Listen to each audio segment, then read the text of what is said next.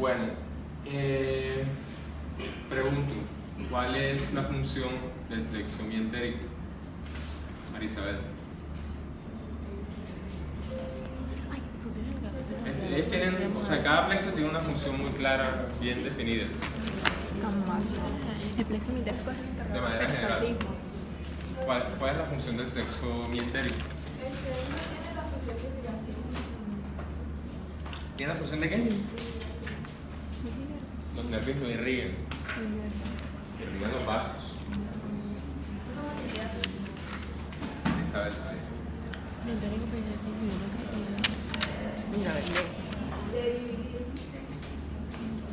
O sea, la inervación dada por el plexo mientérico o de Auerbach tiene una función específica. ¿Cuál es? De hecho, esa localización guarda relación con su función. El hecho de que esté entre dos capas musculares. Bueno, ¿cuál es la función del plexo submucoso? Secreción. Secreción, básicamente. Bueno, ojo con esas cositas que, o sea, esto es algo súper básico. Esta es una cosa de histología prácticamente. La siguiente. Ahí están ambos plexos. Y ya habíamos dicho también que cada uno de los plexos recibe inervación autónoma tanto simpática como parasimpática. ¿Cuáles son los neurotransmisores implicados aquí? Díganme al menos 3. El acetilcolina. Por vía parasimpática. Acetilcolina. Noradrenalina. Péptido intestinal vasoactivo. Intestinal vasoactivo. VIP. ¿Qué más? O sea, recuerden que no solamente las neuronas a este nivel tienen la capacidad de producir otros neurotransmisores distintos a acetilcolina. O sea, que las postganglionares producen otros neurotransmisores diferentes a acetilcolina, que tienen, o sea, diferentes estímulos frente a las células mucosas o a las células musculares. No solamente acetilcolina, hay otro tipo de neurotransmisores. Ya los vamos a ver. Pero en general hay que decir que tanto la inervación simpática como parasimpática alcanza ambos plexos, ¿verdad? Y por lo tanto va a tener efectos tanto en la motilidad como en la secreción. Ya habíamos dicho que el sistema nervioso autónomo parasimpático, ¿cuál era su efecto neto sobre la contracción muscular? ¿Es la relaja o contrae? La contracción, ¿verdad? O sea, la peristalsis propiamente se debe al parasimpático. Y a nivel submucoso, es decir, a nivel de la secreción, ¿qué produce? Aumento de la secreción, ¿verdad? Y el simpático, ¿qué produce a nivel de la motilidad? A nivel de la motilidad, ¿qué produce el simpático? Inhibición. Y a nivel de secreción, entonces tiene un doble efecto, ¿cierto? Entonces, a nivel de secreción tiene un doble efecto. Por un lado, directamente la estimulación simpática sobre las células endocrinas de todo el epitelio gastrointestinal tiene un efecto excitador, o sea que realmente estimula la secreción, pero como el sistema nervioso simpático también está inervando los vasos adyacentes, se produce una vasoconstricción local que termina disminuyendo el aporte sanguíneo y por lo tanto disminuye la secreción, o sea que el efecto neto es disminución de la secreción, aunque directamente el simpático, es decir, las catecolaminas directamente sobre este tejido estimula la secreción. Bueno, aquí creo que tampoco es necesario detenerse mucho, ¿verdad? Pero pues ya sabemos que prácticamente toda la mucosa se encuentra plegada en casi su totalidad, en algunos sitios más que en otros, ¿verdad? Y sobre todo a nivel intestinal, que es donde se da la absorción, vemos que esos pliegues consisten básicamente en vellosidades alternadas con algunas criptas, ¿verdad? Que en el intestino se llaman como criptas de tubérculo. ¿Y qué producen? ¿Son glándulas de qué tipo? Mucosas, ¿verdad? Sí. Prácticamente. Y estas microvellosidades donde se encuentran las estas vellosidades, perdón, donde se encuentran propiamente las células epiteliales, están irrigadas de una manera particular, ¿verdad? Habíamos dicho que la irrigación a ese nivel se encuentra en un sentido de contracorriente, ¿sí?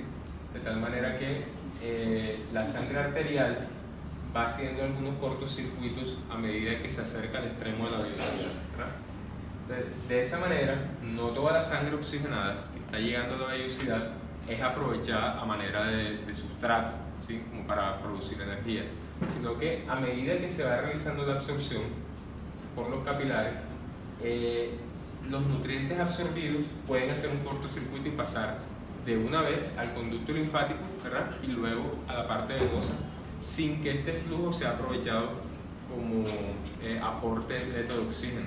Entonces no todo el oxígeno que está llegando se aprovecha. De esa manera estas zonas son susceptibles a la isquemia, ¿verdad? O sea que el flujo sanguíneo a nivel intestinal tiene, digamos, un valor crítico, debe permanecer, sobre todo cuando la actividad se incrementa, es decir, después de la ingesta, el flujo sanguíneo a nivel intestinal debe aumentar, ¿sí? Para dos cosas: para aumentar el flujo a nivel de los shunts, o se escribe SHUNT, shunts o cortocircuitos, ¿verdad? Y también porque la demanda de oxígeno aumenta, ¿sí? Entonces, después de una ingesta, el flujo sanguíneo intestinal debe aumentar, y es por eso que les decía que cuando existe demanda en otros tejidos, pero al mismo tiempo a nivel intestinal, entonces siempre el flujo sanguíneo tiende a aumentar en aquellos sitios que son de mayor relevancia fisiológica, o sea que son vitales, mientras que el intestino tiende a privarse de irrigación, ¿sí? Entonces eso lo experimentamos cuando comemos y hacemos ejercicio, tomamos agua y hacemos ejercicio, nos dan una isquemia mesentérica transitoria que popularmente uno dice tengo vaso, ¿verdad? Y no sé lo que dice, no sé, pero estás teniendo una isquemia mesentérica transitoria, ¿verdad? Estás forzando el intestino mientras estás haciendo ejercicio, ¿verdad? Entonces el flujo sanguíneo se redistribuye al corazón, al músculo, etc. Y disminuye el flujo sanguíneo del intestino. Entonces las isquemias intestinales no son infrecuentes, los infartos intestinales son frecuentes, ¿sí? En los pacientes críticos muchas veces vemos infartos intestinales en los pacientes en shock, ¿verdad? Porque el flujo sanguíneo tiende a redistribuirse a cerebro, corazón, y disminuye a la piel, disminuye al intestino. Entonces no es infrecuente ver infartos intestinales, y bueno, parte de ese mecanismo explica el motivo. Bien, entonces vamos a centrarnos un poco básicamente en lo que es la regulación. Yo no voy a centrarme tanto en el tema de motilidad, ¿verdad? Además que me parece que es un tema bastante sencillo. O sea, ustedes leen la motilidad y las bases, los movimientos de propulsión, de mezcla, de peristalsis. Yo no creo que haya mayor complejidad con esto. Pienso que el tema más álgido del sistema digestivo, el tema más crítico, es el tema de la regulación, ¿verdad? Sobre todo de la regulación de la secreción.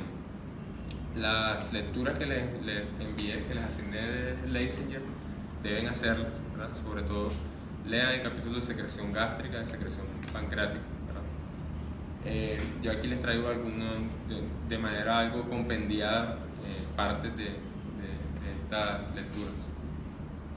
Bueno, en primer lugar vamos a mencionar, y aprovechando que ya vamos para endocrino, también nos sirve esta manera de una introducción, es que la manera en la cual se regulan las secreciones a nivel digestivo, las maneras son variadas, dependiendo de cuál es la vía que utiliza el señalizador para llegar a la célula. Podemos clasificar dichas vías en autocrinas, paracrinas, endocrinas y neurocrinas, ¿okay? Entonces, ¿qué es una vía endocrina?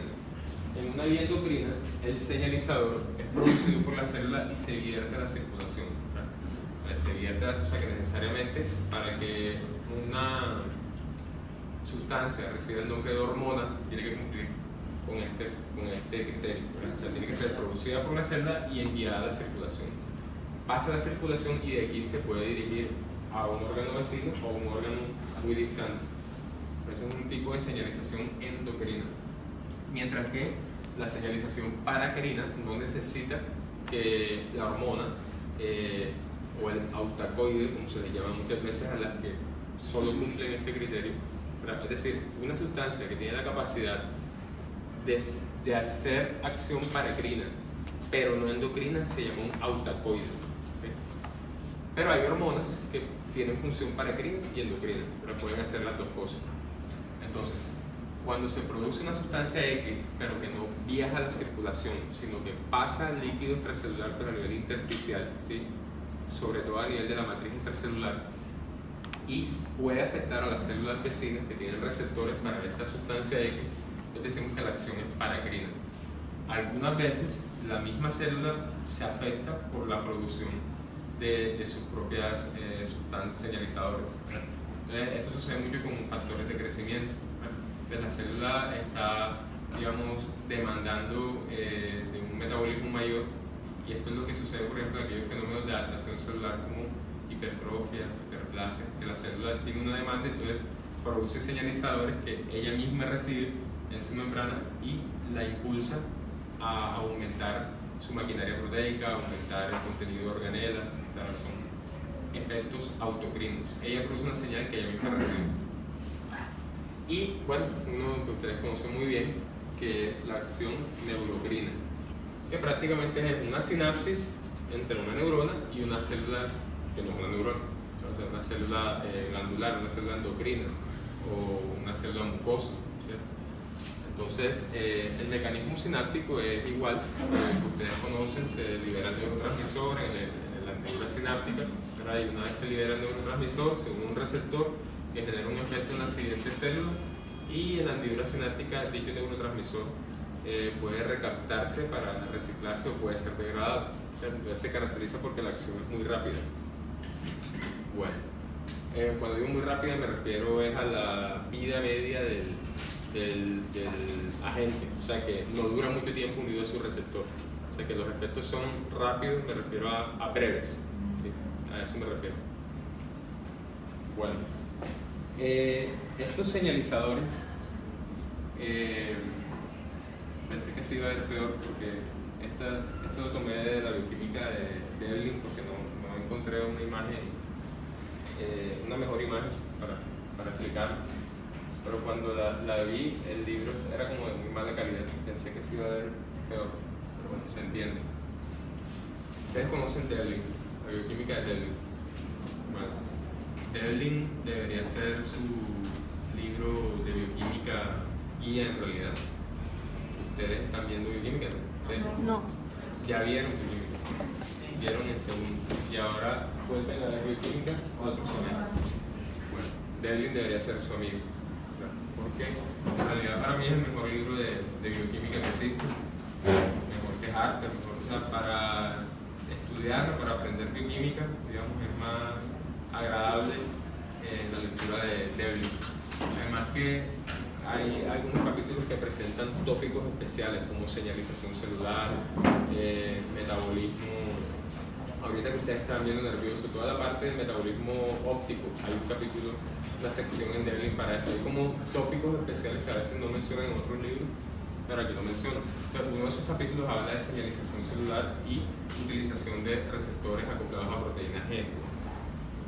Esto pues es importante ahorita que vamos a ver endocrino, porque muchas hormonas utilizan esta vía para actuar.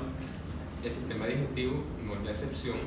Muchos de los neurotransmisores y muchos de los demás señalizadores utilizan receptores acoplados a proteína G.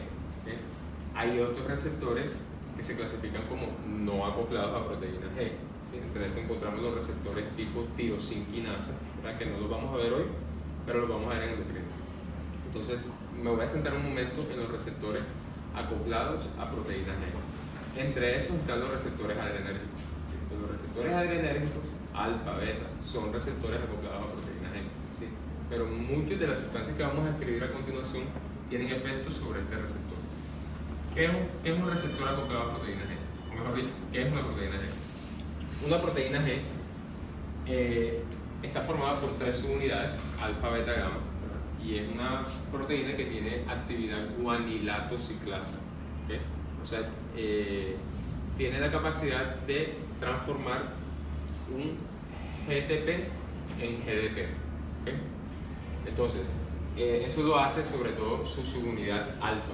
¿okay? La subunidad alfa es la que realiza esa función. El receptor, en este caso ustedes lo ven aquí en el lado izquierdo, es este receptor. En la figura de la derecha es este receptor. Entonces, el receptor está en íntima relación con esa proteína G. Pero la clave aquí para entender esto, que es lo que tú me preguntabas la otra clase, es por qué una hormona genera un efecto inhibidor y otra un efecto excitador, ¿verdad? La razón es que las subunidades alfa de las proteínas G son diferentes cuando están unidas a un receptor inhibidor que a un receptor excitador, ¿sí? Esta subunidad alfa presenta cambios en su estructura de tal manera que puede estimular de manera diferente al siguiente en la cadena, que ya vamos a ver cuál es, ¿okay? El siguiente en la cadena es otra enzima que se llama la adenilato ciclasa, ¿okay? Es esta. Entonces la adenilato ciclasa sí tiene la capacidad de transformar el AMP en AMP cíclico, ¿okay? Tiene la capacidad de hacerlo cíclico, ya que el AMP cíclico es un segundo mensajero por excelencia. Entonces ya él va a tener unas funciones a nivel citosólico, ¿okay? Entonces, ¿de qué depende el efecto? Depende del receptor. Depende de si el receptor es excitador o es inhibidor. ¿Y de qué depende si el receptor es excitador o inhibidor? Si está unido a una proteína G cuya subunidad alfa es excitadora o es inhibidora de la adenilato ciclasa, ¿okay? La adenilato ciclasa no es la única enzima que puede afectar la proteína G. Hay otras, pero esta es la más frecuente, ¿okay? Entonces, ¿cuál es la cadena de eventos que finalmente genera la señal? Entonces, este sí se ve de menor calidad. Bueno, entonces aquí hay un paso a paso. Entonces, fíjense que una vez se une la hormona a su receptor, entonces la interacción se da la interacción entre la proteína G y el receptor, ¿verdad? En este estado en el que todavía la proteína G no se encuentra activa, ella tiene unido un GDP, o sea, un guanilil difosfato, ¿verdad? Un GDP, donde en su subunidad alfa, ¿verdad? Pero entonces, una vez se une la hormona a su receptor, esta subunidad alfa se activa, ¿sí? De tal manera que adquiere actividad GTP-ASA, ¿verdad? Entonces, se va a desprender el GDP para que se libere el sitio activo de la subunidad alfa, que va a tomar un GTP para luego convertirlo en GDP, ¿okay? En ese proceso, cuando realiza eso, la subunidad alfa se desprende. O sea, aquí obviamente usted sabe que se libera energía. Aquí fíjense que el sustrato no es ATP sino GTP. Se libera energía y esa energía hace que la subunidad alfa se desprenda. Entonces se desprende, ¿sí? Y se va a unir a la siguiente enzima, que es la adenilato ciclasa. Entonces, una vez unida a la adenilato ciclasa, entonces la adenilato ciclasa se activa, ¿sí? Y adquiere su actividad enzimática, que es tomar el ATP y transformarlo en AMP cíclico más un fosfato inorgánico, ¿verdad? Claro, aquí hay unos pasos intermedios de esa enzima. Primero el ATP se transforma en ADP más AMP y luego el AMP se transforma en AMP cíclico, ¿verdad? Bueno, y luego, pues, de que se realizó este gasto energético, el GDP que catalizó, producto de la catálisis de la subunidad alfa sobre el GTP, se une nuevamente a la subunidad alfa de tal manera que ella retorna otra vez a este estado, en el cual puede unirse nuevamente al receptor, ¿verdad? Pero lo importante aquí es que de todos estos pasos se generó AMP cíclico, y el AMP cíclico es un segundo mensajero que va a interactuar en el citosol con otras proteínas, ¿sí? Dentro de ellas, las más conocidas son las proteínquinasas. Entonces, aquí está como de resumen. Ya sabemos, se produjo AMP cíclico, que es el segundo mensajero, ¿verdad? Y el AMP cíclico entonces va a activar ahora una proteínquinasa. Entre ellas, la más conocida también es la proteínquinasa A, que tiene 4 subunidades, 2C y 2R. Entonces, el AMP cíclico estimula la proteínquinasa de tal manera que separa sus subunidades, ¿verdad? Esto lo hace ocupando los sitios donde se debe unir la subunidad C. Entonces el AMP cíclico se une a estos sitios y los separa la subunidad R de la subunidad C, de tal manera que la subunidad C es propiamente la unidad activa de la proteína quinasa. Esta proteína quinasa, el nombre lo dice, proteína quinasa, lo que hace es activar a diferentes proteínas citosólicas y nucleares que tienen actividad de fosforilar. Entonces se produce una secuencia de fosforilación. Esta enzima fosforila a una, es decir, le cede un fosfato, ¿verdad? Luego la otra enzima fosforila a la otra, se produce una cadena de fosforilación que termina llegando al núcleo y a nivel, muchas veces en el núcleo. Entonces, llega al núcleo y a nivel del núcleo puede estimular un factor de transcripción, por ejemplo, para que se codifique un gen y aumente la producción de una proteína, ¿sí? Digamos que es gastrina, por ejemplo, ¿verdad? Entonces, esto es una célula G, ¿sí? Y esa célula G recibió todo este estímulo, ¿verdad? Y cuando pasó esto, lo que ocurrió fue que la proteína quinasa fosforiló una cadena de proteínas quinasas que llegan al núcleo, y cuando llegan al núcleo estimulan un factor de transcripción, y ese factor de transcripción toma el gen de la gastrina y entonces estimula que se produzca su ARN mensajero, y que el ARN mensajero se traduzca en un péptido específico que puede ser la gastrina, por ejemplo. Entonces fíjense cómo algo que empezó en la membrana termina después a nivel nuclear ejerciendo un efecto sobre el ADN para que aumente la producción de un péptido específico. ¿Okay? A veces lo que puede ocurrir es que ya el péptido está sintetizado y se encuentra en vesículas prefabricadas, ¿verdad?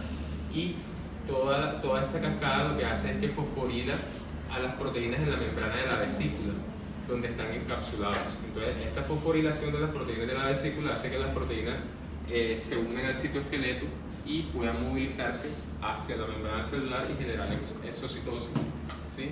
O sea que estos factores estimulan tanto la síntesis como la liberación de nuevos hormonas, péptidos, marcadores, etc. Una pregunta. ¿Qué tiene que ver la fosfolipasa C? La fosfolipasa es otro segundo mensajero. En reemplazo de la adenilatociclasa, tú puedes encontrar fosfolipasa A2, ¿verdad? Entonces la fosfolipasa A2, ¿recuerden cuál es la función de la fosfolipasa A2? La fosfolipasa A2 toma el ácido araquidónico de la membrana, lo escinde y lo lleva al citosol. O la otra es la fosfolipasa C. Entonces la fosfolipasa C toma otro ácido graso de la membrana que es el diacilglicerol, DAG, y lo transforma en inositol trifosfato, IP3. ¿verdad? Y el inositol trifosfato hace las veces de AMP cíclico como segundo mensajero. ¿verdad? Pero ¿cuáles son los tres principales segundos mensajeros que existen? El AMP cíclico, el IP3, que es el inositol trifosfato, y el calcio. ¿verdad? Entonces, porque otro posible efecto es que se abra un canal de calcio, ¿verdad? Y entre calcio, o que se estimule el retículo endoplasmático y se libere calcio del retículo endoplasmático. O sea, son mecanismos análogos. Sí, lo que cambia es que ya no hay adenilatociclasa, sino que hay, por ejemplo, fosfolipasa C. ¿ya? Entonces se genera un segundo mensajero diferente. Y de esa manera pues se explica que existan tanta diversidad de efectos también. A veces con una sola hormona puede generar diferentes efectos porque su receptor está acoplado no a proteínas G, sino a otra cosa. Entonces, dependiendo del receptor será el efecto porque termina produciendo un segundo mensajero diferente, ¿verdad? Bueno, entonces hay diferentes sustancias neuroestimuladoras a lo largo de todo el tracto digestivo. La mayoría se producen en esas secciones que están señaladas ahí, ¿verdad? Por ejemplo, la producción de gastrina es principalmente en el antro, ¿verdad? Pero ya nosotros sabemos que también se produce a nivel intestinal, ¿verdad? Pero va disminuyendo la producción de la misma a medida que nos alejamos del estómago. Mientras que la producción de colecistocinina, o CCK, es predominantemente duodenal y eyunal, ¿sí? Mientras que a medida que nos vamos alejando, las porciones más distales del intestino va disminuyendo la producción. Eso es equivalente con la secretina también, ¿verdad? Mientras que el péptido inhibidor gástrico y la motilina, ¿sí?, son propiamente a nivel duodenal y ayunan. ¿Cuál es la función de la motilina? Aumentar el movimiento. La motilina tiene La motilina no es cuando uno está en ayuno, que aproximadamente creo que es cada 90 minutos producen unas contracciones, si no estoy Exacto, mal, que son las contracciones mioeléctricas. Tiene una particularidad, y es que ella no se produce en respuesta a la ingesta de alimentos. O sea, Se produce cuando no hay alimentos. no hay alimento, la motilina. Así es. Y también, digamos, clínicamente hablando, hay una aplicación, algo que ustedes deben saber, y es que ustedes no han visto nada de farmacología, ¿verdad? No. Ustedes saben qué es la eritromicina. Sí, pero... Eritromicina es un antibiótico macrolídeo. Es poco utilizado, ya casi no se utiliza, pero los macrolídeos que se utilizan son la citromicina y claritromicina. Porque la eritromicina no se utiliza precisamente por su efecto adverso, que es la diarrea, o sea, produce una diarrea aguda marcada, ¿no? Entonces a veces la utilizamos para generar diarrea, o sea, la utilizamos por su efecto adverso. Por ejemplo, en pacientes que tienen encefalopatía hepática, la encefalopatía hepática, cosa que veremos ahora que revisemos el hígado. La encefalopatía hepática se produce por acumulación de amonio. ¿Y cuál es la principal fuente de amonio que tenemos en el cuerpo? De amonio. ¿Qué piensan ustedes? ¿Cómo? No, pero la urea es la manera que tenemos para eliminarlo. O sea, el hígado toma el amonio y lo forma urea para poder eliminarlo, hacerlo. ¿Cómo? La flora intestinal. La flora intestinal es la principal productora de amonio. Y todo ese amonio va por circulación portal al hígado. Si el hígado está fallando, todo el amonio se acumula porque no se forma urea. Se acumula y el amonio es tóxico y genera encefalopatía, ¿verdad? Entonces, una estrategia es trata de barrer con la flora. Entonces uno indica eritromicina para que empiece se forme una diarrea terapéutica y en ese momento elimines la flora intestinal para que dejen de producir amonio. ¿Ya? Entonces se le pone laxante al paciente y se le pone eritromicina. La eritromicina es un análogo de la motilina. O sea, actúa sobre el receptor. Entonces, ¿cuáles son?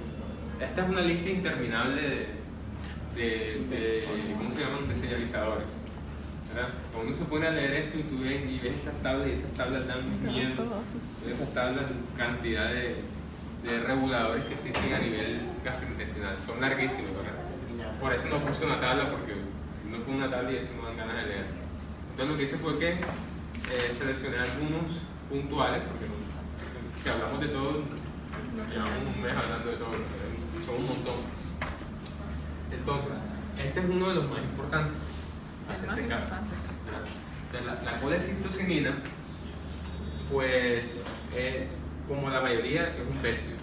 Casi todos son peptídicos. Entonces, ¿cuáles son los receptores de CCK? CCK1 y hay otro que es el CCK2. ¿Verdad? ¿Y qué particularidad tiene el CCK2? Se comparte con un receptor con la gastrina. La gastrina, correcto. Entonces, predominantemente el efecto de la CCK es sobre el CCK1, mientras que la gastrina actúa sobre todo en el CCK2. Pero, profe, algo que es muy interesante, si se inhiben los receptores CCK1, la colecistocinina actúa igual que la gastrina, es decir, aumentando la secreción. Exactamente. Tiene sentido, porque es que quien da el efecto es el receptor. Quien da el efecto es el receptor y no el marcador. Es decir, si yo buscara algún análogo sintético que se uniera a ese receptor, va a ser el mismo efecto. ¿Me explico? O sea que el efecto depende del receptor al que se une. Entonces, si tú bloqueas este, claro, te vas a unir al otro y terminas teniendo un análogo de la gastrina. Sería la CCK haría las veces de gastrina. Bueno, el estímulo principalmente proviene de la ingesta, ¿verdad? Lípidos, proteínas. Pero entonces, ¿cuáles son los efectos. O sea, ¿qué es lo que está estimulando la CCK? Prácticamente estimula la secreción pancreática, ¿verdad? Contrae la vesícula y habíamos dicho que a nivel del esfínter de Oddi, ¿qué hacía? Dilataba el esfínter de Oddi, ¿verdad? Lo cual tiene sentido con las demás cosas, ¿verdad? Si estoy contrayendo la vesícula biliar y necesito que el contenido biliar pase al duodeno, entonces la CCK dilata el esfínter de Oddi, ¿sí?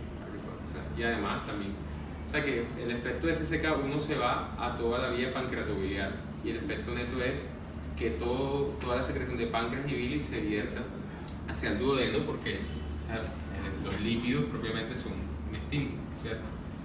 Entonces, todo irá a favor de que esas secreciones fluyan hacia el duodeno. Aumenta secreción pancreática, aumenta secreción biliar, contracción biliar y dilatación del esfínter de Oddi, ¿verdad? Pero además genera algunos efectos respecto a la ingesta, ¿sí? Entonces, retrasa el vaciamiento gástrico, de ahí tiene un efecto inhibidor, ¿sí? Entonces ya es como que el duodeno dice, hay suficiente grasa aquí, ya no mandes más. Entonces, una pregunta, produce. ¿eso se vendría dando en lo que vendría siendo los centros de alimentación que encontramos en el encéfalo? Estoy hablando de dos cosas. Uno es que retrasa el vaciamiento gástrico. Sí, Y sí. la otra ¿Qué es la saciedad? entonces, la otra es que, ahora sí, exactamente, la CCK entonces tiene efectos de qué tipo, según lo que veíamos al comienzo. O sea, según la vía de acción. Entonces, ¿cuál es la vía de acción? ¿Es autocrina, es paracrina, es endocrina? Entonces, la CCK tiene efectos endocrinos, o sea que la CCK es una hormona. Se puede considerar una hormona. Pero también tiene efectos neurocrinos. Entonces la CCK puede funcionar como un neurotransmisor también. ¿Ya? De hecho se ha identificado CCK en otros órganos, en otros tejidos nerviosos. En el cerebro se ha identificado CCK. ¿Ya? Poco conocida la función, pero es un neurotransmisor. Y en sentido aferente, la CCK estimula al nervio vago. O sea que la producción de CCK a nivel de la submucosa, ¿sí? Estimula a las terminaciones nerviosas del nervio vago, y entonces funciona como un neurotransmisor y el nervio vago entonces lleva una señal a nivel de los centros nerviosos, sobre todo a nivel hipotalámico, ¿verdad? Para que disminuya el apetito y aumente la saciedad. Entonces ese efecto se logra por vía neurocrina y por vía endocrina. Bueno, el otro que es estimulante también casi que en general es la secretina. O sea, tienen efectos muy parecidos en cuanto a la estimulación pancreática y biliar, ¿verdad? Entonces, sobre todo lo que estimula es la secreción de jugo pancreático. Más allá del tema de las enzimas pancreáticas es la producción de líquido y de bicarbonato. Con el fin, obviamente, de neutralizar el quimoácido que viene del estómago. Ya sabemos que ese es uno de los objetivos de la secreción pancreática alcalina.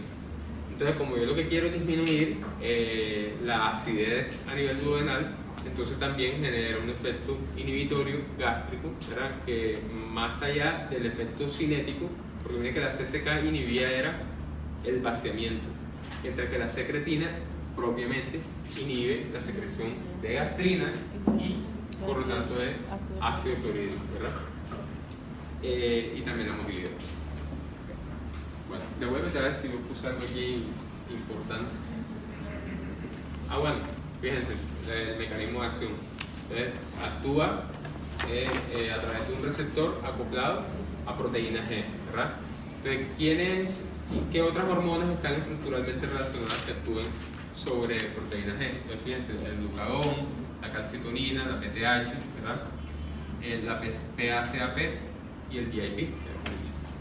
Bueno, el VIP es otro de los más importantes, ¿verdad? Porque realmente tiene un efecto muy marcado sobre la producción en general mucosa y serosa a nivel intestinal y a nivel de las vías biliares, ¿verdad? Y, o sea que tiene un efecto también sinérgico con la CCK en el sentido de que relaja el músculo liso, pero esta relajación del músculo liso se da sobre todo cuando se está dando la peristalsis. Ustedes recuerden que se forma un anillo de contracción y que pasa en el segmento inmediatamente distal, se dilata, ¿verdad? Entonces, uno de los factores que influye en que se dé esa dilatación es un efecto paracrino mediado por el efecto intestinal vasoactivo, ¿verdad? Gran parte de su efecto estimulador sobre las secreciones epiteliales se debe a que además es un potente vasodilatador.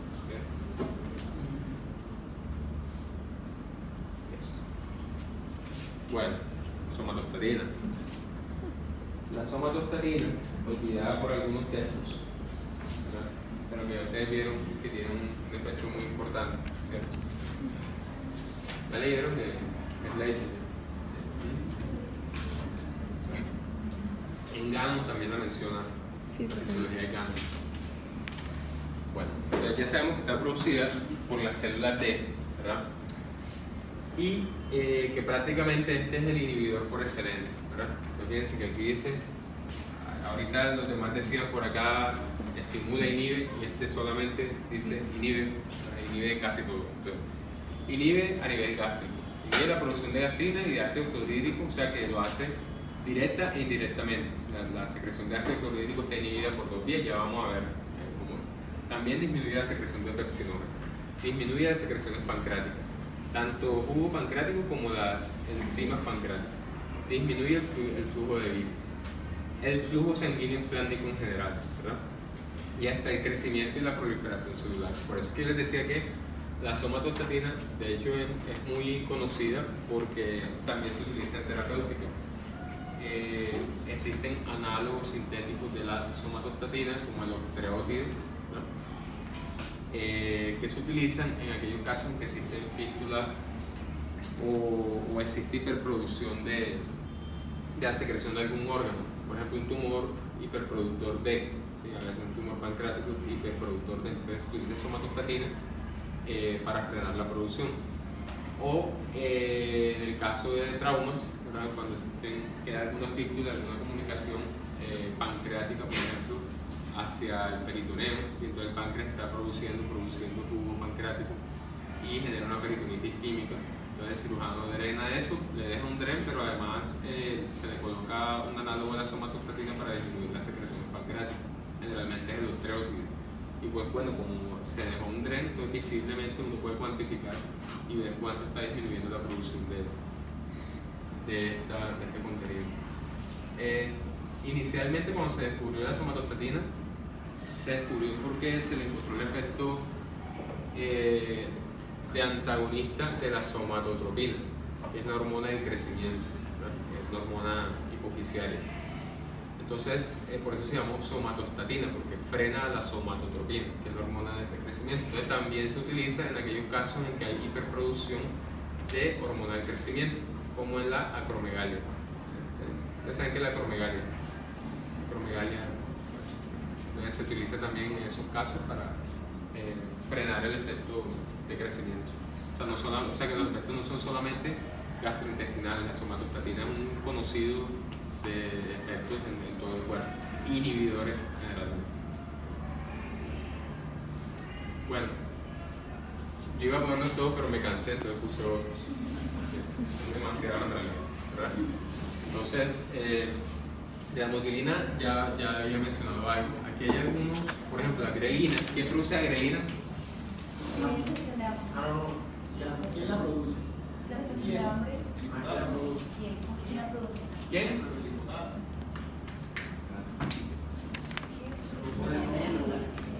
Tengo un problema para decirle dinero. Bueno, pero mentira, esto está, no siento, está en el décimo. Sí, la grelina se produce en el estómago. Entonces, se produce en el estómago, lo producen las células principales, producen grelina. Y se produce, ¿cuál es el efecto de la grelina? ¿Cómo? Tiene el efecto contrario de la CCK, que produce saciedad. Entonces la grelina estimula el apetito. Entonces lo hace porque vía endocrina. La grelina es una hormona. que se produce en el estómago, ¿verdad? Entonces sobre todo aumenta cuando disminuye el pH. Entonces la disminución del pH es un estímulo para que aumente el apetito. O sea, no hay comida,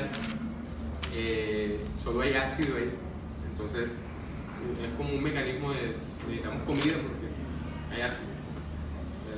Y hay otras hormonas que se producen también, no directamente en el epitelio gastrointestinal, pero bueno, algunas sí, pero no todas, que se llaman las incretinas. ¿Qué son las incretinas? ¿Les suena la primera vez que lo escuchan? Incretinas. Las incretinas son moléculas que tienen la capacidad de incrementar la producción de insulina. Entonces, la digestión y el metabolismo pues, tienen que ir de la mano.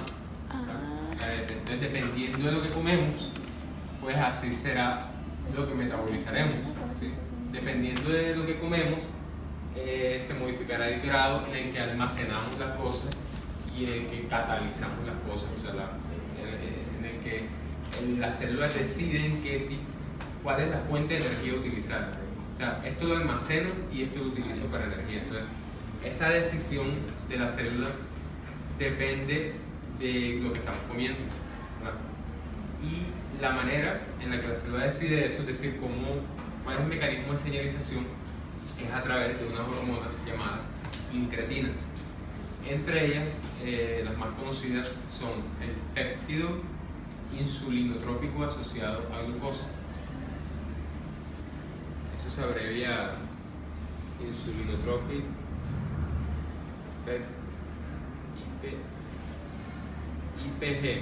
IPG.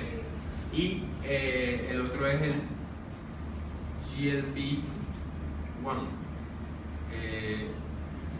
glucagon-like peptide 1, péptido similar al glucagón tipo 1 o péptido parecido al glucagón tipo 1. Entonces, estas dos incretinas tienen esos efectos señalizadores sobre los adipocitos, sobre los hepatocitos, ¿verdad? Que dependiendo del contenido de glucosa o de ácidos grasos en la dieta, pues será un estímulo adicional para que se libere insulina del páncreas. ¿Y cuáles son los efectos de la insulina?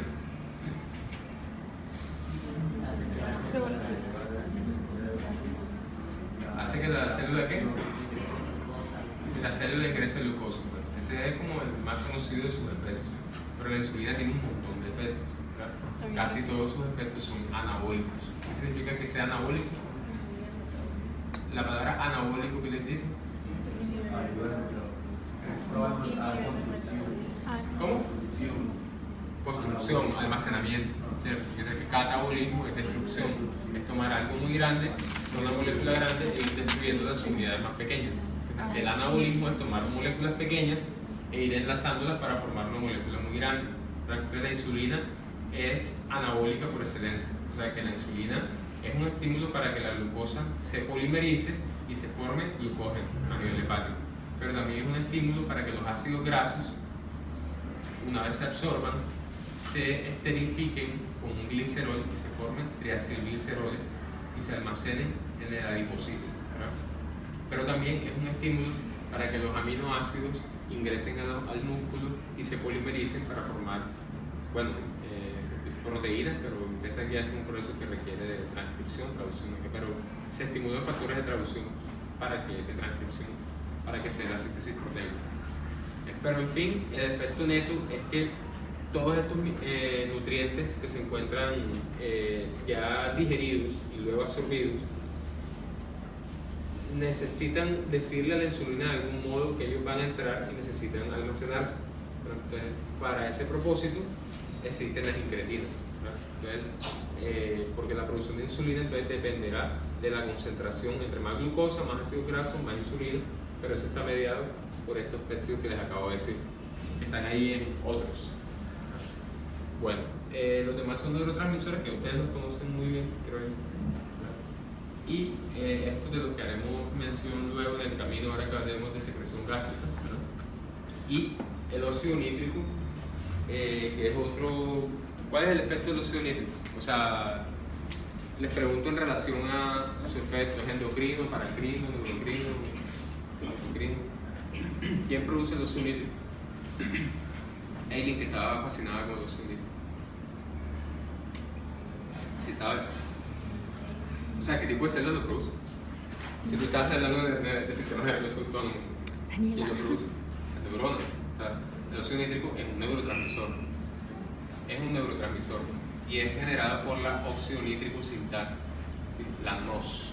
¿Sí? Entonces, la NOS, óxido nítrico sintasa, genera al óxido nítrico. Hay 3 tipos de NOS, de óxido nítrico sintasa: 1, 2 y 3. La 1 y la 3 son constitutivos, o sea, siempre se están expresando. La NOS 1 se expresa en el endotelio vascular, es la endotelial. La NOS 3 es la neuronal. ¿Sí? Entonces, la NOS 3 o óxido nítrico sintasa neuronal 3 es la presente en las neuronas y produce óxido nítrico, ¿verdad? Esto se produce a partir de arginina.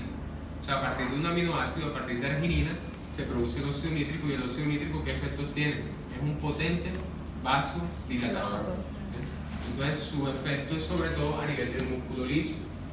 O sea que uno de sus efectos más importantes es a nivel de la dilatación vascular para que aumente la secreción, ¿verdad? Entonces, ya uno va realizando que generalmente cuando un fármaco o un neurotransmisor vasodilata a nivel gastrointestinal, va a aumentar la producción de la glándula a ese nivel. El óxido nítrico tiene la característica de que se degrada muy rápido, ¿sí? Porque a diferencia de otros neurotransmisores que requieren de una enzima que los degrade, como por ejemplo la acetilcolina que degrada, entonces, necesita, el óxido nítrico es un gas que prácticamente esto actúa y se va, entonces se transforma en un nitrato, en un nitrito, ¿sí? Rápidamente, o sea que su efecto es muy breve, es muy corto, ¿sí?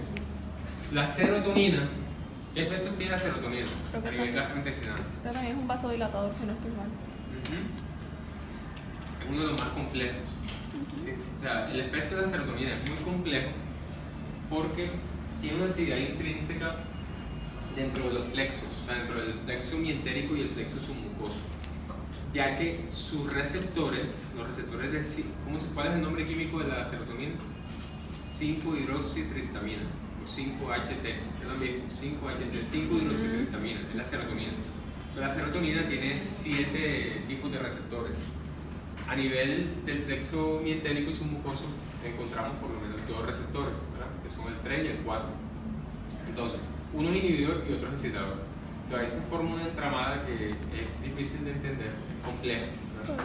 Pero eso hace que sus efectos sean variables. En realidad, en algunos casos tiene efecto excitador y en otros casos tiene efecto inhibidor. Y ambas tienen, como ambos plexos tienen conexiones con el sistema nervioso parasimpático y simpático, ¿sí? Entonces, la serotonina es como un segundo mensajero, ¿no?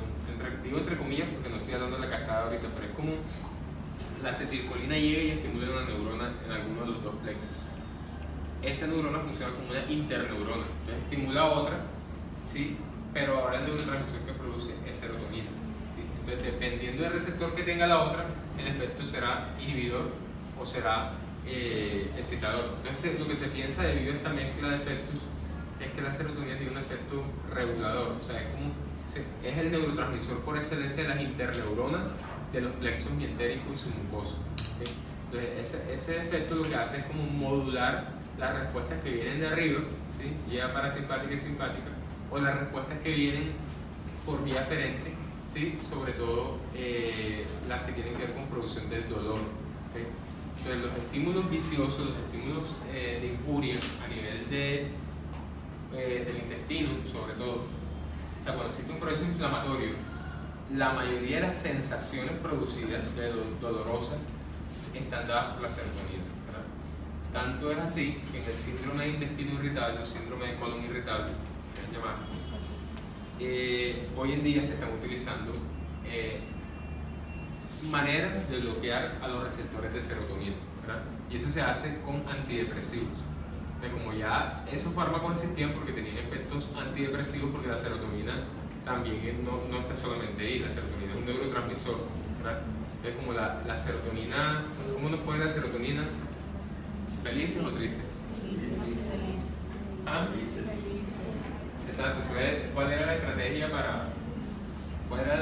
para hacer que la serotonina aumente a nivel cerebral? Bloquear los recaptadores de serotonina. Entonces hay fármacos bloqueantes de la recaptación de serotonina. Si yo bloqueo la recaptación, ella queda disponible en la neurocinética para que actúe sobre sus receptores a nivel cerebral y nos mantenga ácidos. Entonces es un efecto antidepresivo. Entonces, a nivel gastrointestinal, pues el efecto es parecido, pero existen dos maneras. Una manera, como ustedes están viendo ahí arriba, es aumentar la disponibilidad de serotonina. Pero otra manera, acá sería lo contrario, es bloquear su receptor, ¿verdad? O si queremos que ella predomine, pero que actúe sobre un receptor inhibidor, ¿verdad? Tendríamos que bloquear el otro. Entonces se utilizan las dos cosas. De una manera es bloquear el receptor excitador, pero dejarla libre para que ella actúe sobre el receptor inhibidor, ¿verdad? Y finalmente, entonces no genere, o sea, aliviar el dolor, el síndrome de intestino irritable. Se utiliza mitriptilina, que es un antidepresivo tricíclico. Ahí está la entramada de serotonina, de receptores serotoninérgicos, ¿verdad? Que son el 5-HT4 y el 5-HT3, ¿verdad? O sea, el receptor de 5-hidroxitriptamina 3 y 5-hidroxitriptamina 4. Fíjense que la localización es variada en ambos plexos, ¿verdad? Es difícil de entender. Bueno, empecemos a hablar ahora de lo que es la secreción gástrica, ¿verdad? Entonces, ya habíamos dicho también que la proporción de células a nivel del estómago varía de acuerdo a la sección, ¿verdad? Entonces, ¿cuáles son las células predominantes a nivel del cuerpo y del fondo? Células parietales. Y a nivel del antro, las células G, productoras de gastrina, ¿verdad? Ahí es que vamos más completos, pero para efectos de repaso, digámoslo así. ¿Cómo? El estómago. Sí. Bueno, entonces, pero ya ustedes saben que en realidad estas glándulas se clasifican de acuerdo a la localización de las pilóricas. Fíjense que prácticamente no tienen células parietales, mientras que las oxínticas sí, ¿cierto? Ahí en verde están las células parietales que caracterizan a la oxíntica. Además, el contenido de células G es mayor acá, el contenido de células G acá es escaso, ¿cierto? Pero aquí entonces vemos a nuestras amigas células D, ¿verdad? Que se encuentran en ambas, tanto en las oxínticas como en las glándulas pilóricas, ¿verdad? Pero sobre todo, fíjense que en las oxínticas predominan las células D, ¿cierto? Y hay otras células que son enterocromafines, esas que producen. No.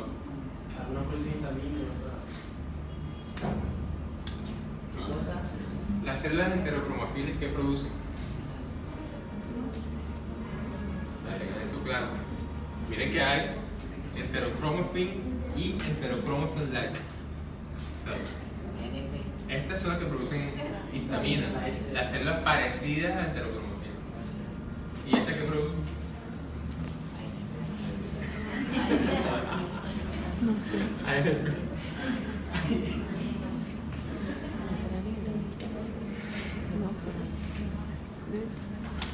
Profe, diga que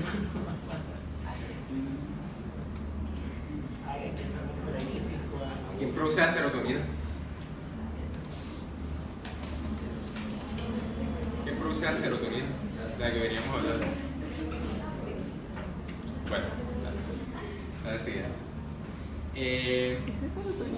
Empecemos a hablar entonces de la célula parietal, que es de pronto uno de los mecanismos de secreción que más nos compete, que más nos interesa por su en realidad no es tan complejo, sino de pronto porque es una diana terapéutica, ¿sí? Porque ya que conocemos su mecanismo, sabemos cómo frenarlo, ¿verdad? Y lo utilizamos con frecuencia. Okay. Entonces, ¿cuáles son los estímulos para que se produzca ácido clorhídrico?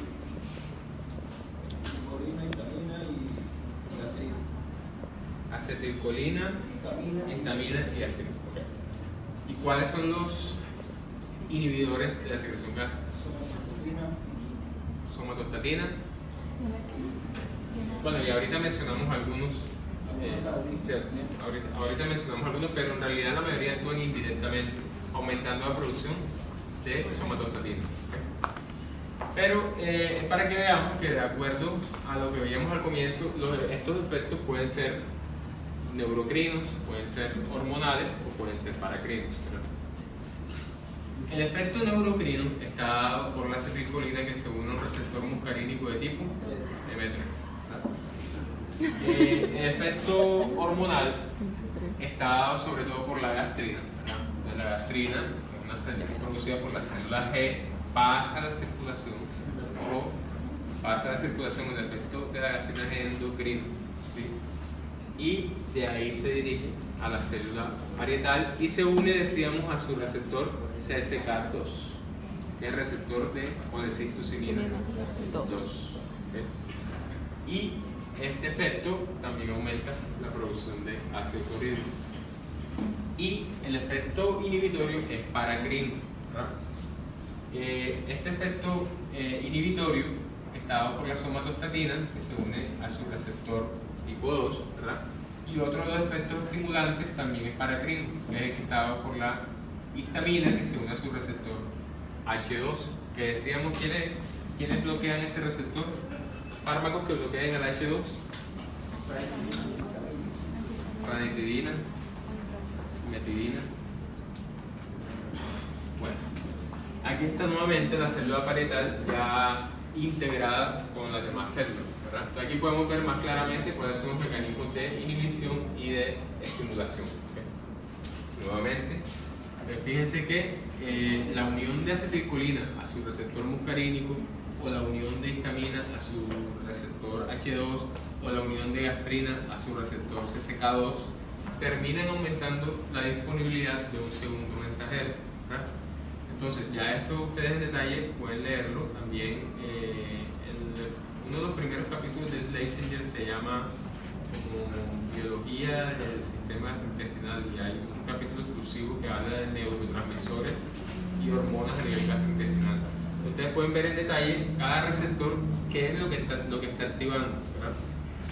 Pero ustedes fíjense que finalmente, por ejemplo, el H2 está aumentando la disponibilidad de AMP cíclico, mientras que los otros dos, el segundo mensajero es el calcio, pero siempre se dispone un segundo mensajero, ¿verdad?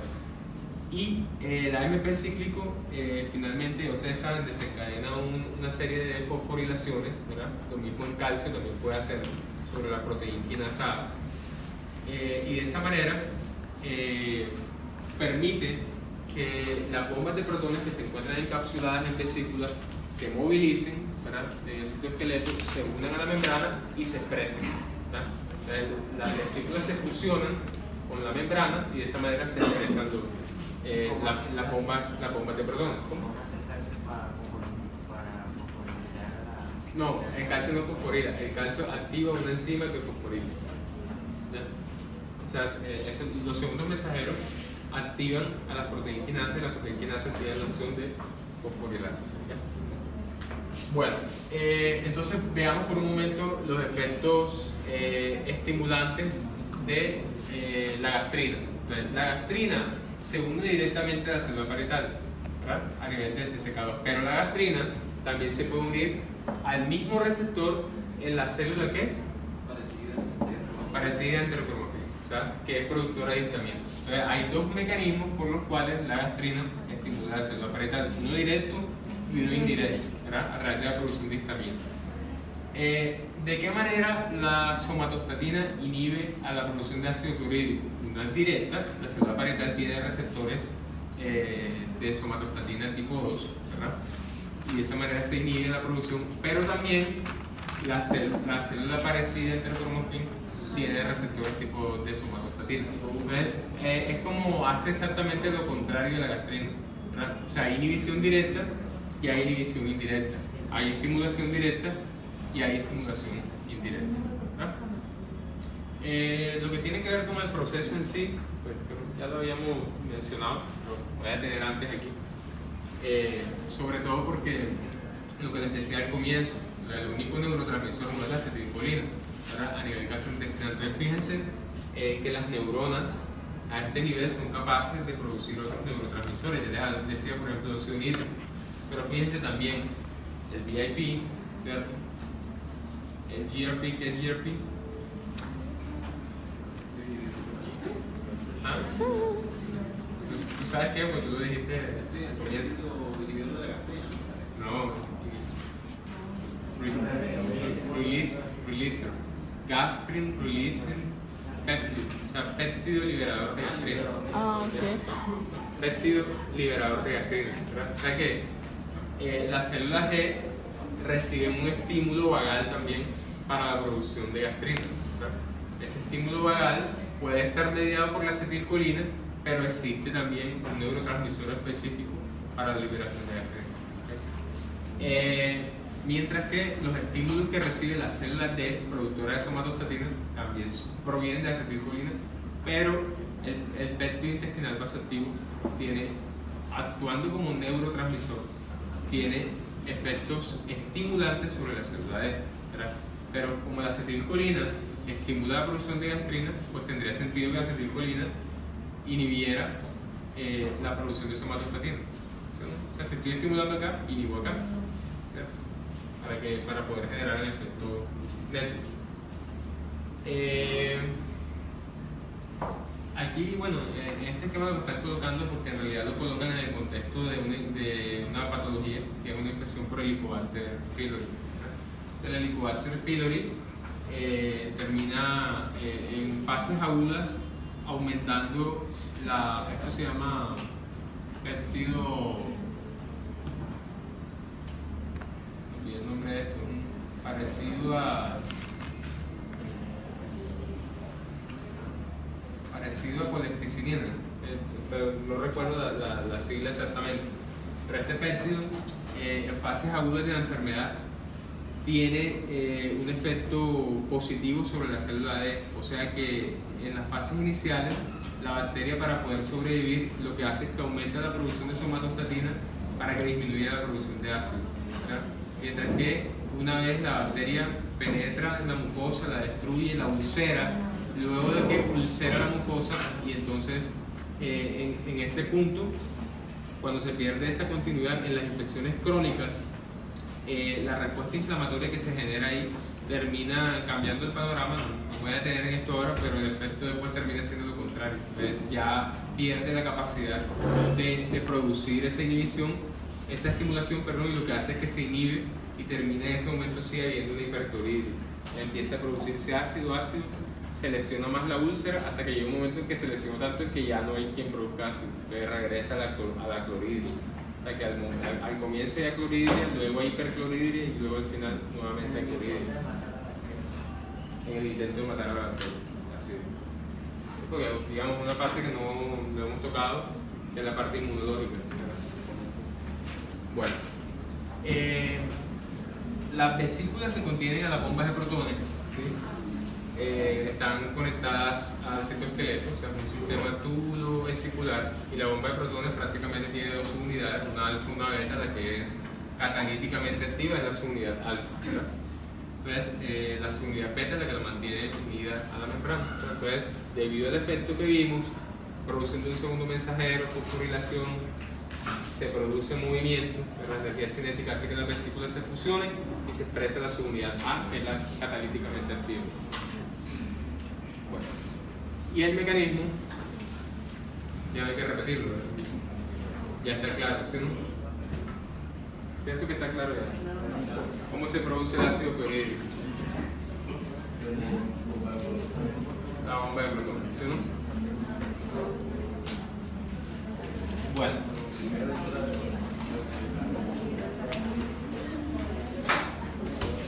La bomba de protones solamente existe en la célula parietal y no existe en ninguna otra parte del organismo. ¿Qué hora es, perdón?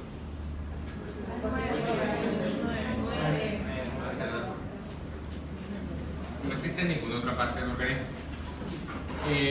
Esto que ustedes ven aquí es algo que se da en la mayoría de las células,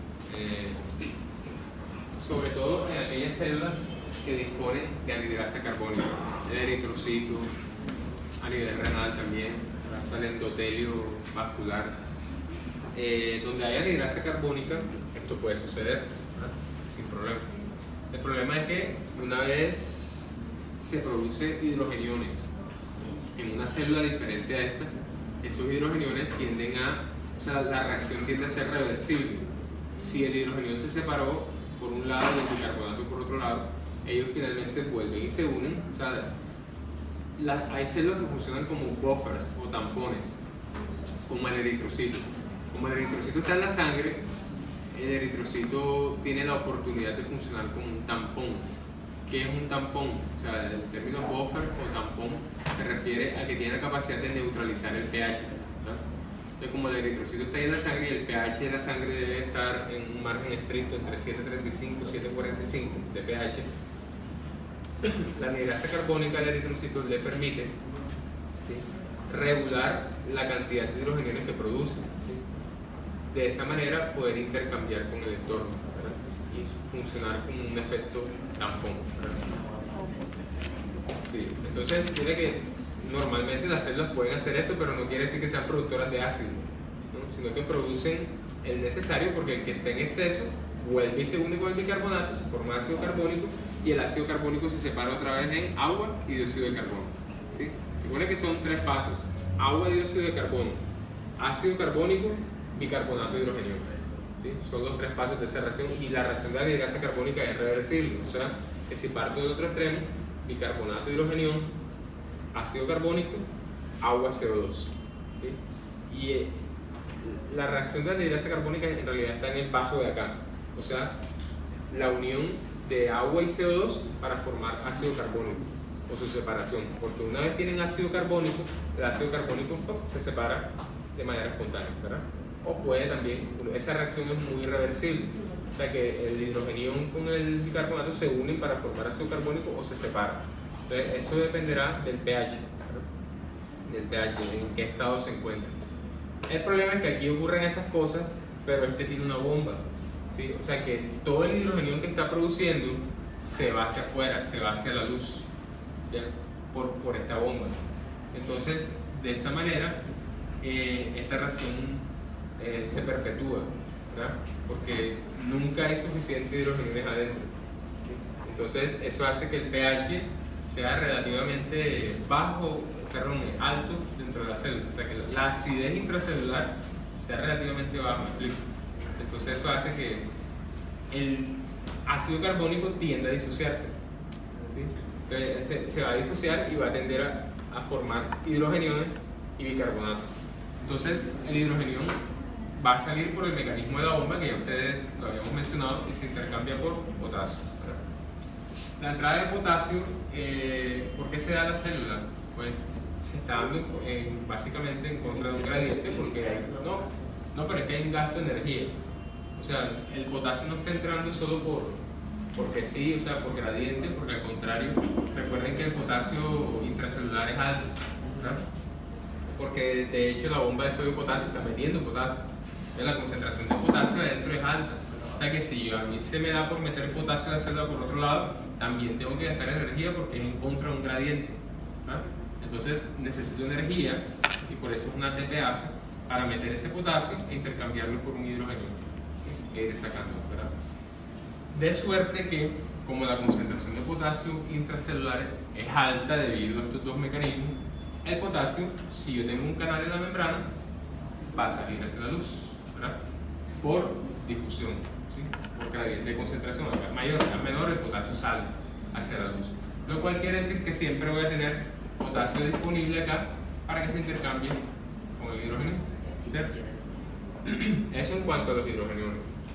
Ahora, el cloro también es ácido clorhídrico, ¿verdad? Necesitamos el otro componente, que es el cloro. Como se está generando, además del hidrogenión, se está generando bicarbonato, que es un anión, ¿sí? Entonces aprovechamos ese anión para hacer un intercambio eléctrico. Saco un anión y meto otro, ¿sí? Entonces saco bicarbonato hacia el espacio extracelular y meto un cloro, que aprovecho que la concentración de cloro afuera es alta, ¿verdad? Recuerden que el sodio y cloro es alto afuera, bajito adentro.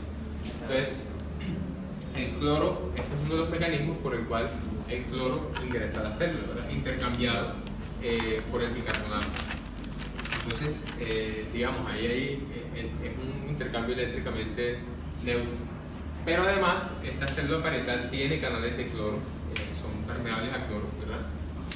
Ahí está la familia de canales. Bueno, estos canales de potasio, fíjense que hay varias familias de canales, ¿cierto?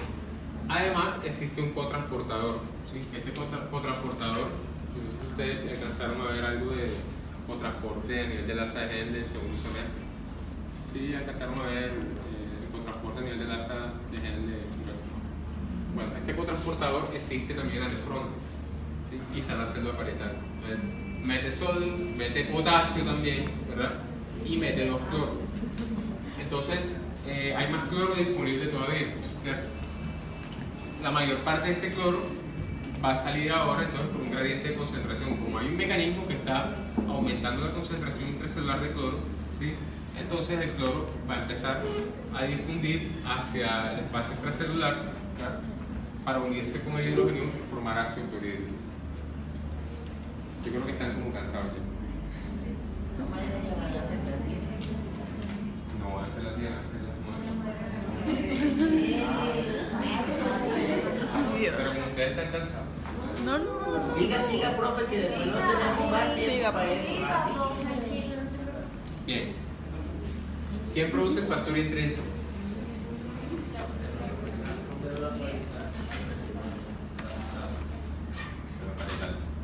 Bueno, entonces yo pregunto.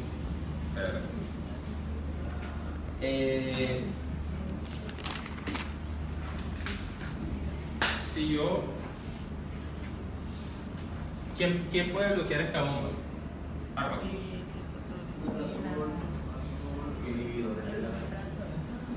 inhibidor de la bomba de protones, omeprazol, pantoprazol, desomeprazol. Es un mecanismo chévere, leanlo. Produce una sulfonamida y la sulfonamida se enlaza. Bueno, ya lo ven después. Si yo utilizo omeprazol por mucho tiempo, yo disminuyo la producción de factor intrínseco. O sea, yo podría esperar un efecto adverso de la utilización crónica de un inhibidor de la bomba de protones, sea anemia medular.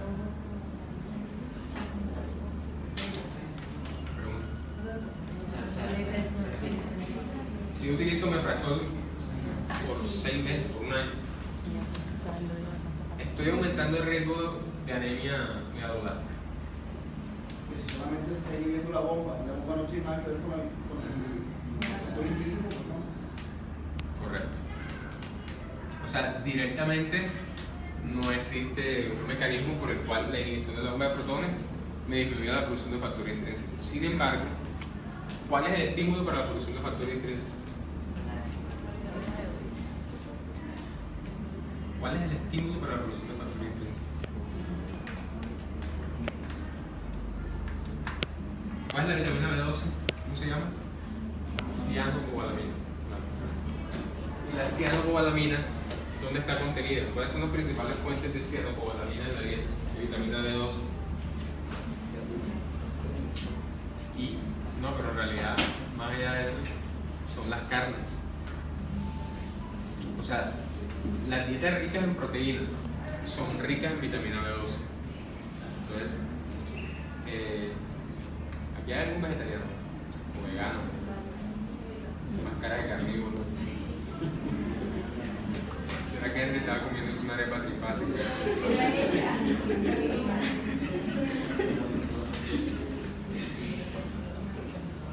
Y así, con el aceite burrete.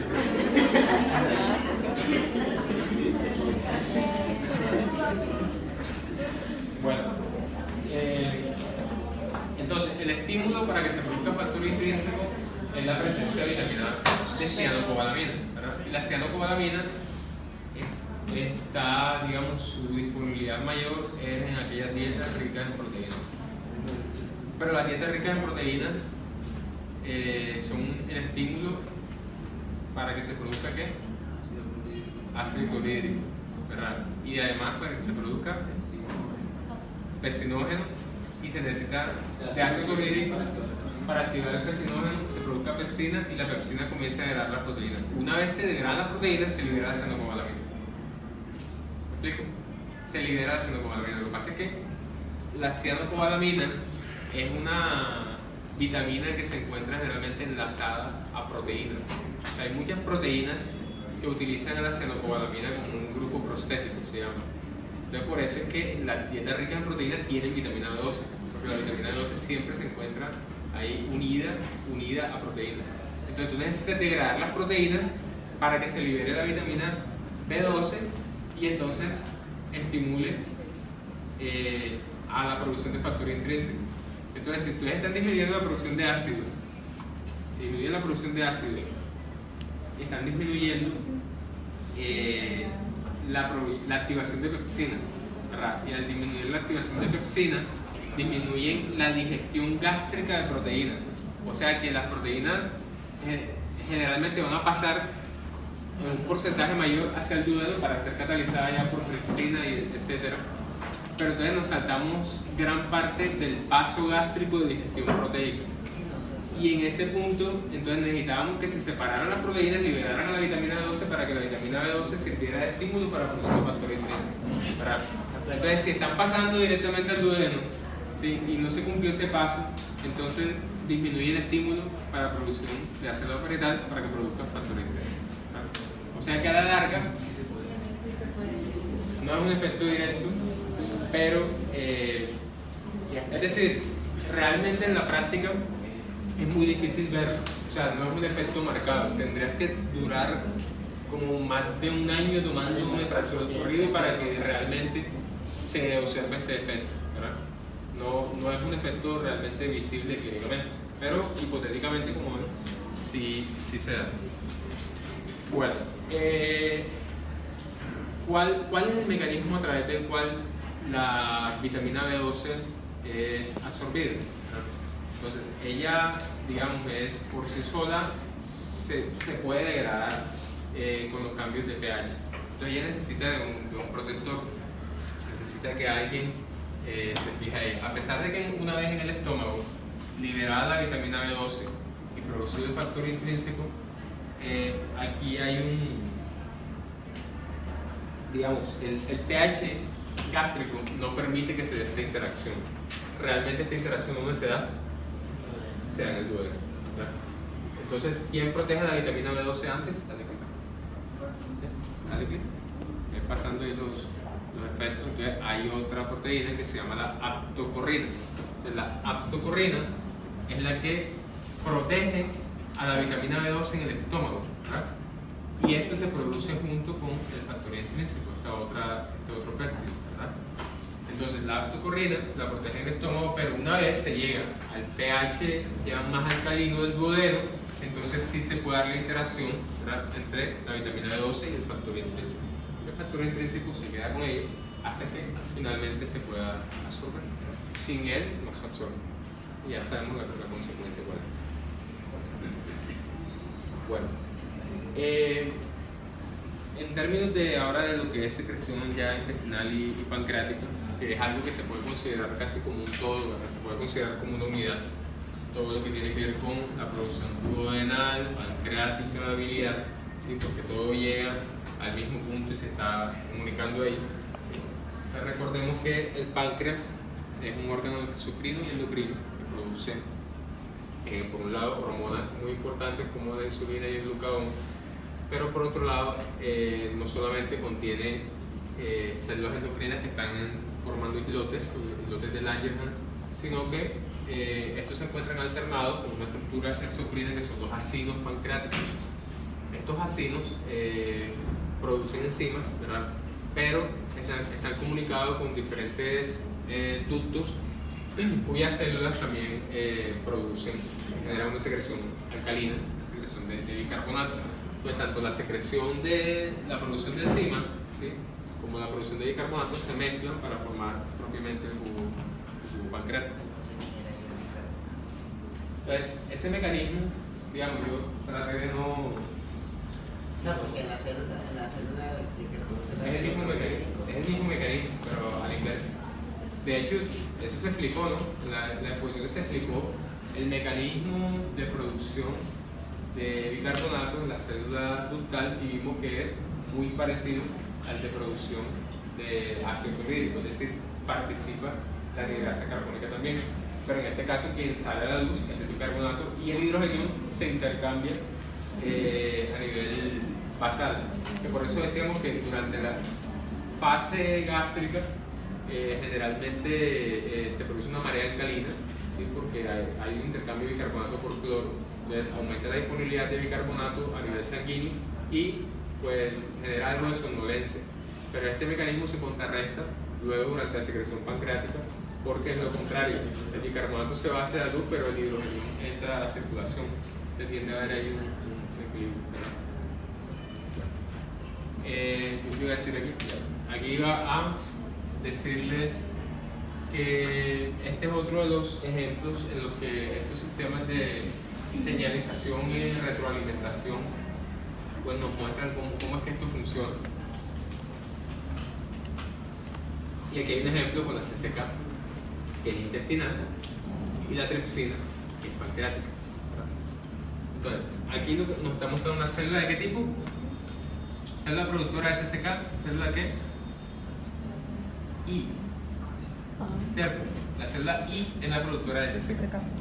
Entonces, esta célula I expresa dos receptores, uno para un factor liberador de CCK y otro para un péptido monitor. Entonces, ya habíamos dicho que la CCK tiene un efecto estimulante sobre la secreción pancreática, ¿verdad? La secreción pancreática y la secreción biliar, ¿verdad? Y que este contenido se va a integrar con el contenido duodenal. Entonces, uno de esas enzimas es la tripsina, ¿verdad? Cuya participación es fundamental, no solamente por el tema de la digestión proteica, sino porque ya ustedes saben es activadora de las demás. Pero una vez se activa ella, activa las demás enzimas pancreáticas. Entonces, la tripsina, ¿sí?, es un factor que activa al factor estimulante de la CCK.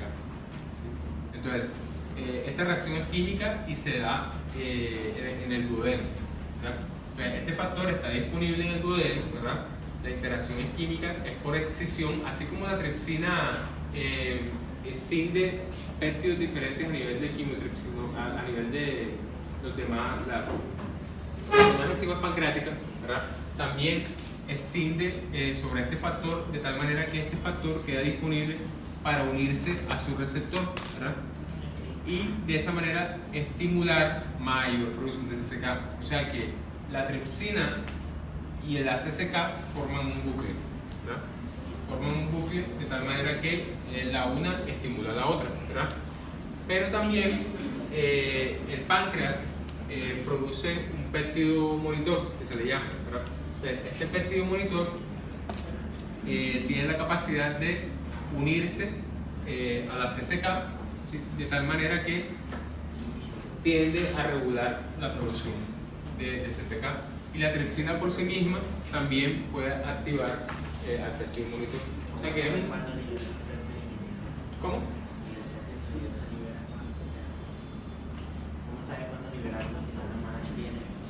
Ah, ok. Lo que pasa es que recuerda que la unión ligando-receptor, lo vamos a ver en endocrino, no es eterna. O sea, la unión ligando-receptor tiene varios destinos. Un destino posible es que cuando el ligando se une al receptor llega una enzima y lo degrada, ¿verdad? Tipo acetilcolina.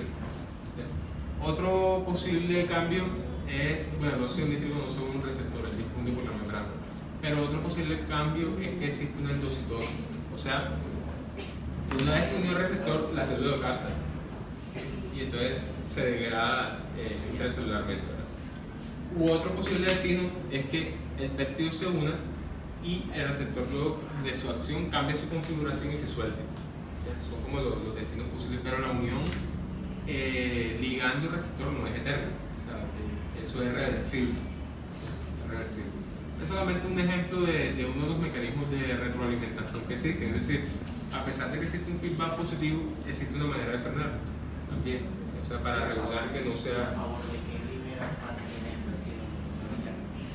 Si yo inicio... CCK. Por ejemplo, si yo inicio... CCK. Por cada El estímulo inicial es el alimento. O sea, entonces el alimento aumenta la producción de CCK, la CCK aumenta la secreción pancreática de ambas cosas, ¿verdad? De ambas cosas. Uno que estimula, otro que inhibe. O sea que por cada cantidad de CCK produce también prácticamente una cantidad de efectos monitorados. Sí, pero entonces de acuerdo al receptor, la amplificación de la señal es la que va a permitir si el efecto neto es inhibidor o es excitador. Entonces, generalmente el efecto neto es excitador, ¿ya? Pero entonces para no exagerarlo siempre existe un inhibidor que regula. Ahí está tu respuesta a cómo se produce el bicarbonato. Entonces, es el mismo proceso, ¿verdad? Entonces, la anhidrasa carbónica vuelve y genera la unión, ¿verdad? Aquí faltó en la mitad del ácido carbónico, que se disocia luego a esto, ¿verdad? Pero aquí, entonces, ¿dónde está la luz? La luz es acá. Y este es el lado basal y acá está la luz. Entonces, lo contrario, simplemente el intercambiador aquí es bicarbonato cloro, en realidad está sacando ambos, porque o sea, saca dos cargas negativas, porque, saca bicarbonato y saca sodio, no cloro. El cloro entra y saca bicarbonato, ¿verdad? Intercambia aquí, pero en algún momento tiene que sacar sodio. Aquí falta un receptor, ¿ya? Falta un receptor que muestra la salida de sodio, ¿ya? Esta figura es de Gannon, porque fue como que la más visualmente agradable que encontré, pero en realidad falta aquí la salida. Miren, aquí está entrando sodio, ¿verdad? Pero aquí no está mostrando la salida de sodio, porque el bicarbonato y el sodio siempre son amigos también, siempre van juntos.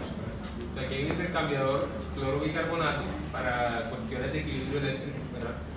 Y el hidrogenión se va a hacer hacia la circulación, o sea, se va hacia el lado basal intercambiándose por otra carga positiva que es el sodio. En la célula parietal el bicarbonato se intercambiaba por cloro a nivel basal, acá se intercambia hidrogenión por sodio a nivel basal, retornando el pH sanguíneo a la normalidad. Es un mecanismo en realidad sencillo de entender cuando uno entiende primero esta reacción y luego el destino de cada cosa. No es, digamos, no es complicado. Bueno, dale a ver qué más tengo yo por aquí. Miren, yo voy a dejar hasta ahí porque si no van a exponer. Yo necesito que pongan. Entonces, sí, grábala. Entonces, los del grupo G se pueden